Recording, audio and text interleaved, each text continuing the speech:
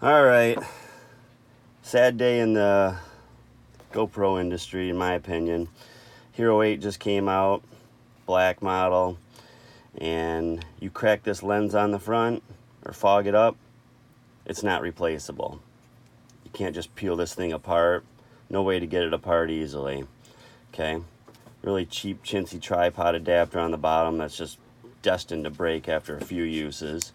Okay, on the side there's no HDMI out, and this lever on the door is a real pain to get open. You can like pull your fingernail back, and if you're a girl, probably break your fingernail. And you finally get that open. Battery fits super snug in there, and it's really tough to get it out. And then when you finally get it out, even the door to shut it is tough to even shut it. So you can't replace the glass on the front if you've cracked it during paintball.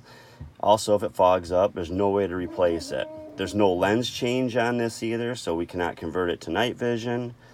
Basically, our only hope is going to be probably backbone, rib cage, putting something else out for it. But yeah, if you want mods and you want something that has replaceable parts, I'd stick with the Hero8 Black, as I give this new one a thumbs down.